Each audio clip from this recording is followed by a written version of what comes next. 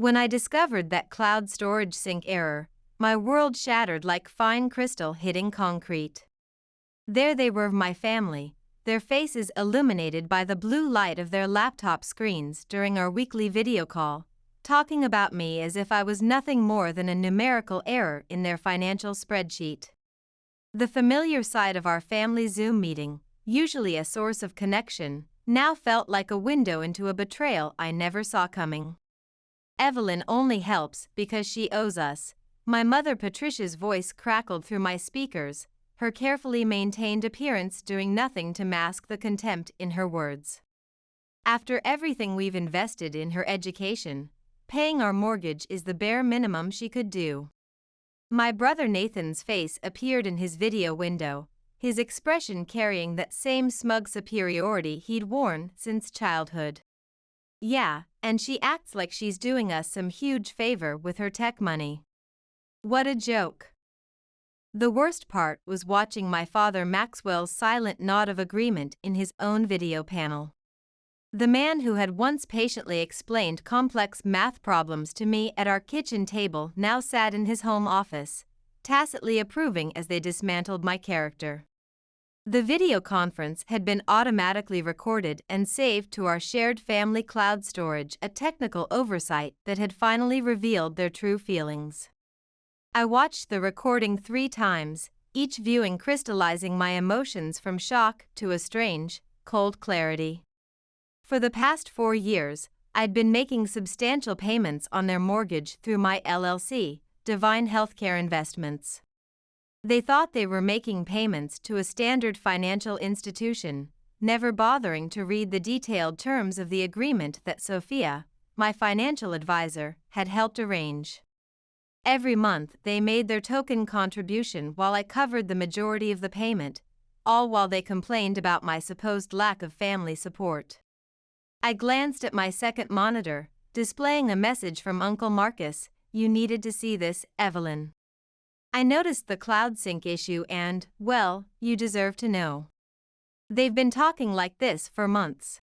Sitting in my home office in Silicon Valley, surrounded by the patents and awards from my medical device innovations, I pulled up the spreadsheets detailing every payment I'd made.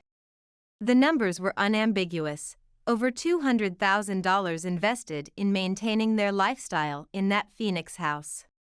My hands should have been trembling with rage, but instead, they moved steadily across my keyboard as I accessed the mortgage agreement. A slight smile crossed my face as I remembered the purchase option clause Sophia had insisted on including, just in case, she'd said. In retrospect, her foresight seemed almost prophetic. The next payment was due in 2 weeks, and for the first time since this arrangement began, I knew exactly what I needed to do. Opening my messaging app, I sent a carefully worded text to Uncle Marcus. "Thank you for bringing this to my attention. Don't worry about them discovering your involvement. But changes are coming. I've always been the family's silent safety net, though they'd never acknowledge it. 4 years ago, when the Phoenix real estate market crashed and they were facing foreclosure, I stepped in. I was 28 then, already making my mark in medical device development. The irony was that they never approved of my career choice. They wanted me to join my father's struggling real estate business, following in Nathan's footsteps. "Medical technology is no field for a woman," my mother would say during our video calls, her perfectly maintained appearance betraying her outdated views. "Your brother Nathan is the one with real business acumen." Yet Nathan, with all his supposed business sense, had nearly bankrupted the family company within 2 years of taking over. When they needed help with the mortgage, I consulted Sophia Rivera, my financial advisor. She suggested an innovative solution: create an LLC focused on healthcare investments, buy the house through it, and let them think they're dealing with a standard financial institution, she explained during one of our strategy sessions. This way, you protect yourself legally while helping them. The plan seemed perfect at the time. I could assist without dealing with their pride. Divine Healthcare Investments LLC became their mortgage holder, and I quietly supplemented their monthly payments. They maintained their illusion of independence, and I kept my family stable. Uncle Marcus was the only one who knew the truth, having overheard Sophia and me discussing it during one of our family video conferences. "You're too generous with them, Evelyn," he'd said in a private chat later. "They don't deserve this level of support." I defended them then, of course. They were family. They might not understand my choices, but they'd given me a foundation to build from. Now, watching that recorded video conference for the fourth time, I realized how wrong I'd been. Their words echoed through my home office: "She owes us." What a joke. The least she can do. Each phrase felt like lines of code revealing fatal errors in what I'd thought was a perfectly functioning program. I opened my laptop and logged into the LLC's account management system. The next mortgage payment was due on the 15th, just 2 weeks away. They had never missed their portion before, always transferring their monthly contribution like clockwork. But now, knowing their true feelings, I had no intention of covering the remainder. Let them face the consequences of their own actions. Let them discover that their supposedly ungrateful daughter was actually their landlord. The thought brought a smile to my face as I reviewed the transaction history on my screen. The digital trail of betrayal didn't end with that video conference. Uncle Marcus sent me more evidence the next day, screenshots from a private family WhatsApp group I'd been deliberately excluded from. They'd created it 6 months ago, with the ironic name Family Finances. Each message notification felt like another line of code revealing the corruption in our family's system. "Evelyn thinks she's so special with her Silicon Valley job," Nathan had written. "She barely helps with the mortgage while I'm here every day trying to save Dad's business."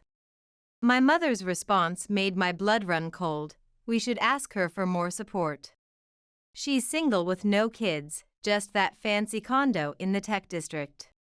What else does she spend her money on? After all we sacrificed for her Stanford education, she can't even properly support her family." I pulled up my financial records, my dual monitors displaying the stark reality of their ingratitude. Over the past 4 years, I'd contributed $267,843 toward their mortgage through Divine Healthcare Investments, while they had only paid $52,500. The monthly payments were substantial. I had been covering an additional $5,400 every month while they remained blissfully unaware. My phone lit up with a notification, a message from my mother. "Sweetie, could you join our family video call this Sunday? We need to discuss something important." I knew exactly what that something was. They were planning to ask for more money, probably with a carefully choreographed performance of family obligation. The thought of sitting through another video conference, pretending I hadn't seen their true colors, made my stomach turn. I scheduled a video call with Sophia, my financial advisor. "I need to review all my options with the purchase agreement. I had a feeling you might contact me about this," she said, her professional demeanor unchanged as she shared her screen showing the relevant documents. "Remember that clause we specifically included? If they miss a payment, Divine Healthcare Investments can exercise the purchase option immediately. The house would be yours outright, and they'd become month-to-month tenants." As I watched her highlight the key sections of the agreement, a plan began crystallizing in my mind.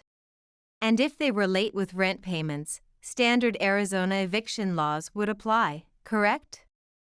She paused, her cursor hovering over the relevant clause. "Yes, you'd be within your rights to issue a notice." Another pause. "Evelyn, are you certain you want to pursue this course of action?" I glanced at my second monitor, still displaying the WhatsApp screenshots. I thought about years of condescension during video calls, of being treated like the family's personal venture capital fund while they mocked me in their private chats. I remembered every dismissive comment about my career in medical technology, Every time they praised Nathan's business acumen while he drove our father's company toward bankruptcy. Yes, I replied, my voice as steady as my typing fingers. I'm certain. But let's maintain radio silence for now. They can continue thinking everything's normal. I opened my message thread with my mother and typed, of course, I'll join the call. Looking forward to it. I added a heart emoji, a small piece of code that felt both ironic and necessary. After all, they'd taught me well, sometimes the best system updates require a perfect user interface. The next mortgage payment was due in 13 days, and for the first time since writing the initial code for this arrangement, I wouldn't be there to debug their financial errors. The family video call felt like a carefully orchestrated performance piece. I logged in exactly at 6 p.m., adjusting my webcam to ensure my home office backdrop looked professional yet approachable. My mother's face appeared first, her carefully applied makeup HD ready, wearing a new designer blouse that probably cost more than their monthly mortgage contribution. Evelyn, sweetheart. Her voice came through my premium speakers with artificial warmth. I noticed her new jewelry catching the light as she gestured another unnecessary expense when they could barely afford their house payments. Nathan joined next, his smug expression filling his video panel. He'd positioned himself in what looked like a corporate office, though I knew the real estate company was struggling. Hey sis, good of you to make time for your family. I smiled, remembering his WhatsApp message about me barely helping. If he only knew that his entire lifestyle depended on my generosity. I always prioritize family, I replied, the irony tasting bitter in my mouth. My father was the last to join, his reading glasses perched on his nose as he clearly reviewed some financial documents off-screen. I caught a glimpse of bank statements in the reflection of his glasses. They were preparing their pitch with military precision. Before we get too far into catching up, my mother began, adjusting her camera angle to what she probably thought was more flattering. We wanted to discuss something important. She glanced off-screen, presumably at my father's window in the call. Of course, I said, taking a sip from my coffee mug to hide my expression. What's on your mind? Nathan cleared his throat, the sound distorting slightly through his cheap microphone. Well, as you know, Dad's business has been facing some challenges. The real estate market isn't what it used to be. I maintained my neutral expression, though internally I noted that the Phoenix real estate market was actually booming. The business had been facing challenges ever since Nathan took over, despite the favorable market conditions. We've been thinking, my mother continued, leaning closer to her camera in what I recognized as her practiced sympathetic pose, about how blessed we are to have such a successful daughter. Your father and I sacrificed so much to give you that Stanford education. I observed their performance through my high-resolution monitor, noting how each family member played their assigned role. The gentle head tilts, the strategic pauses, the careful reminders of past sacrifices, it was all meticulously choreographed. The mortgage payments have become quite burdensome, my father added, his voice carrying that familiar tone of paternal authority that used to make me feel so small. And with you doing so well in your computer work. Medical device development, I corrected automatically, though they'd never bothered to understand that I created technology that saved lives. I lead a team developing cutting-edge cardiac monitoring systems. Right, he waved dismissively at his webcam. Well, we thought perhaps you could help more with the monthly payments. After all, this is your family home too. If they only knew how much of it was already mine through Divine Healthcare investments. We're only asking for an extra $2,000 a month, my mother added quickly, her image pixelating slightly as she moved closer to her camera. It's not much considering your Silicon Valley salary. I took another sip of coffee, using the moment to maintain my composure. The audacity of asking for $2,000 more when they didn't even know I was already paying over $5,000 monthly was almost impressive. "I'll need to review my finances," I said carefully, keeping my voice neutral. The medical technology sector can be unpredictable. Unpredictable? Nathan scoffed, his video feed freezing momentarily. "Come on, we all know you're doing fine with your tech money. Unlike some of us who are actually working to preserve this family's legacy." I smiled, thinking about the automated default notice that would hit their inboxes next week. "You're right, Nathan. Sometimes we all get exactly what we deserve." After disconnecting from the call, I kept my video conferencing software running but muted, knowing they would likely start another call without me. Within minutes, my prediction proved correct. A notification showed they had started a new meeting. I hadn't closed the shared cloud drive that was still syncing their conversations. "She's not going to help," Nathan's voice came through clearly as the recording began automatically saving. "Did you see how she sat there with her fancy office setup and her self-righteous attitude about her medical technology career?" "Patience," my father replied, the sound of papers shuffling in the background. "We have leverage. Remember those investment documents I found in her cloud storage when she used our guest Wi-Fi during her last visit? She's been hiding money in some company called Divine Healthcare Investments." My blood ran cold. I had forgotten to disable autosync when I'd briefly connected to their network during my last Phoenix visit. A rookie IT mistake that had exposed my carefully constructed system. "I looked into it," my father continued. "It's a legitimate LLC, and it's doing very well. She's been hoarding resources there instead of supporting her family." I raised a snake, my mother's voice dripped with venom. "We'll give her one more chance to help voluntarily. If not, I'll remind her about that time in college when she supposedly borrowed money from the business account for her tuition. She thinks we never knew." I pulled up my archived emails, finding the documented approval from my father for that emergency loan which I'd repaid with interest within a month after my first internship. Their attempted blackmail was as poorly researched as Nathan's business strategies. "And if that doesn't work," Nathan added, "I have a contact in the medical device industry. We could raise some questions about her project management practices, maybe suggest she's been misappropriating research funds. That would get her company's attention." The casual way they discussed destroying my career, a career that had helped develop life-saving technologies, sent ice through my veins. These weren't family members. They were malicious actors trying to breach my security protocols. I quietly closed the video conference window and opened my secure messaging app to contact Uncle Marcus. They found out about Divine Healthcare Investments, but they don't understand what it really is. They're planning to blackmail me. My phone buzzed with an incoming video call, my mother again. I took a deep breath and accepted it, making sure my professional office backdrop was still perfectly framed. "Evelyn, dear," she said sweetly, her video quality crystal clear from the expensive phone I'd bought her last Christmas. "Have you had time to think about what we discussed regarding the mortgage payments?" I met her gaze through my screen. "Actually, I have. You're right, family should help family.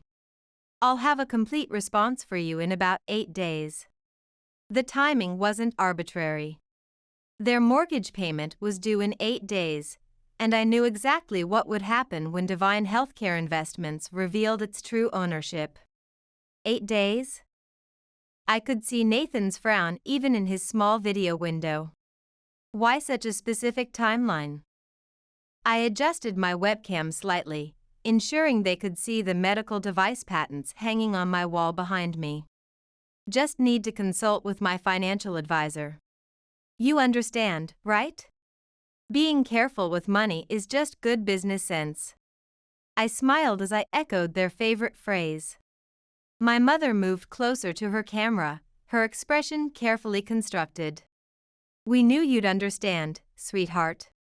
Family always comes first."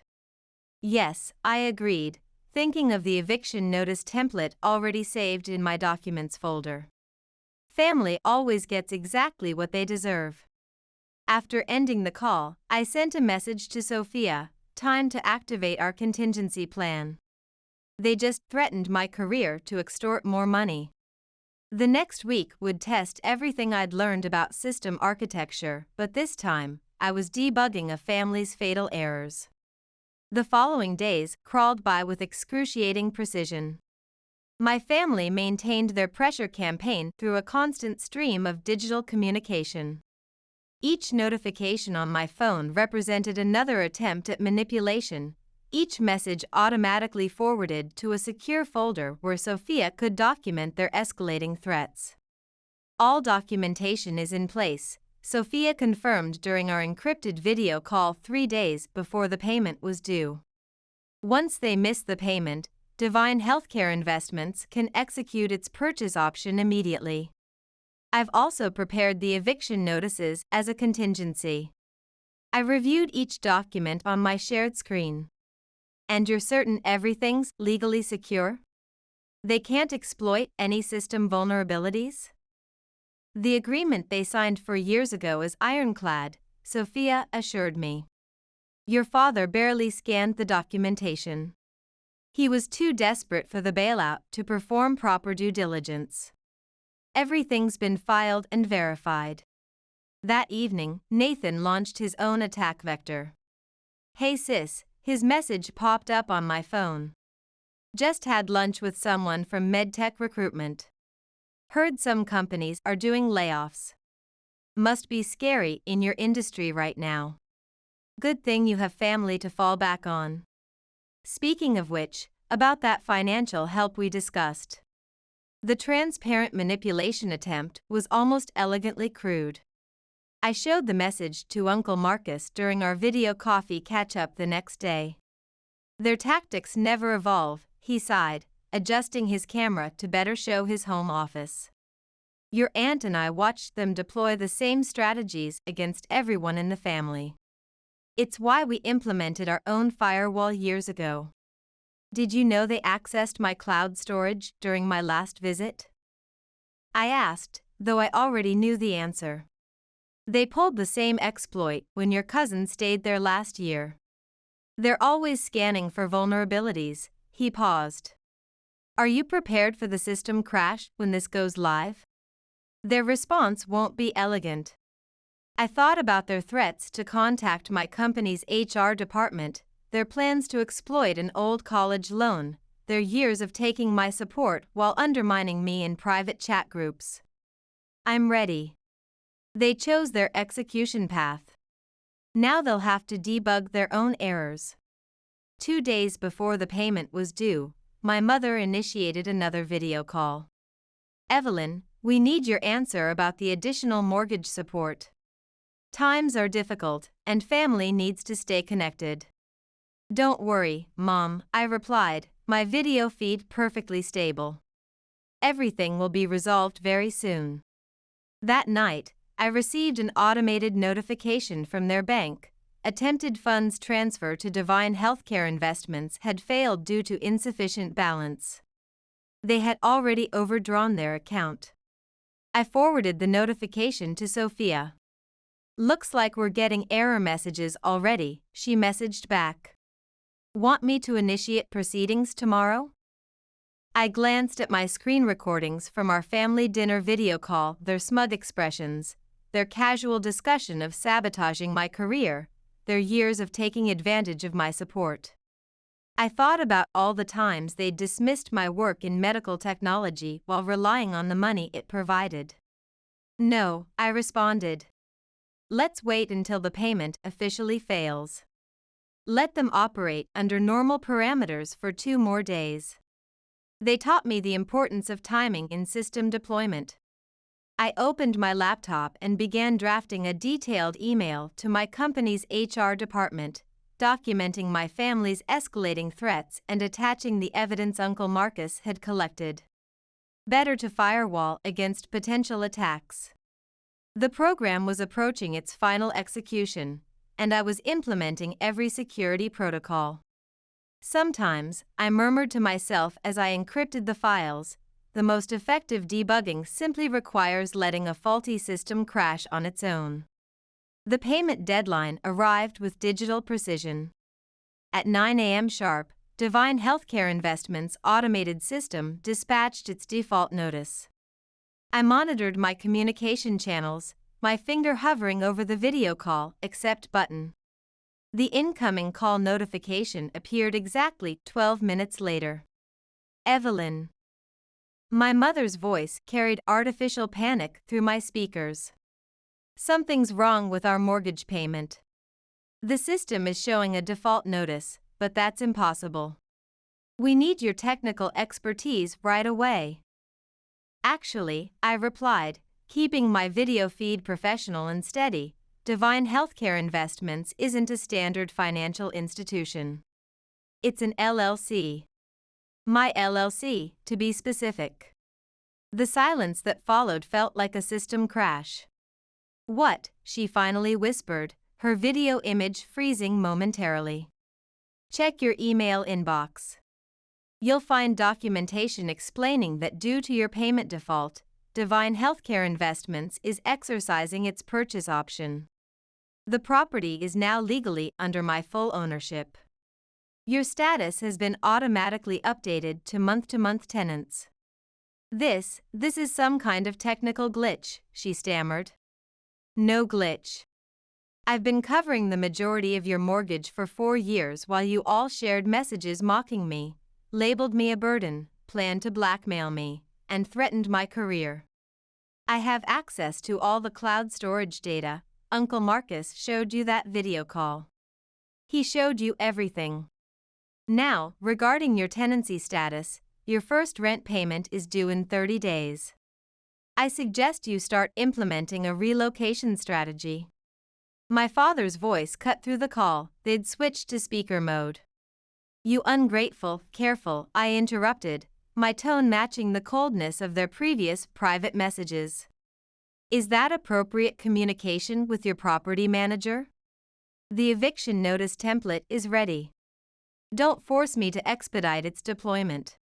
I ended the video call and implemented a complete communication blackout, blocking their numbers and email addresses.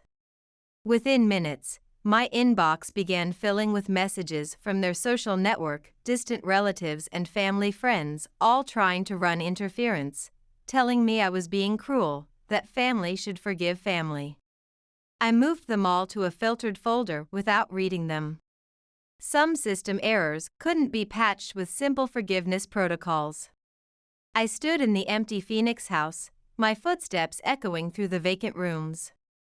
My family had finally completed their exit strategy last week, downsizing to an apartment across town. They'd attempted every possible exploit: emotional manipulation, legal challenges, reputation attacks. But in the end, the documentation was unassailable. They had no choice but to accept the system reboot. Nathan's attempt to compromise my professional reputation backfired spectacularly. Thanks to my preemptive security measures, documentation sent to HR and evidence provided by Uncle Marcus, his accusations were dismissed immediately.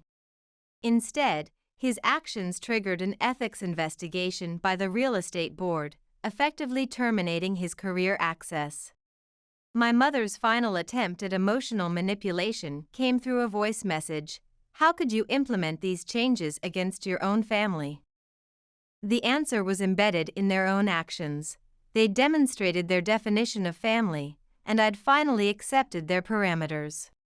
I walked through the kitchen where it had all started, where their video call had exposed their true operating system while I'd been quietly maintaining their financial stability. The irony wasn't lost on me. Uncle Marcus and his wife were coming over later to help prepare the property for market deployment. The proceeds would be allocated to establishing a foundation for supporting victims of financial abuse, transforming a negative input into a positive output.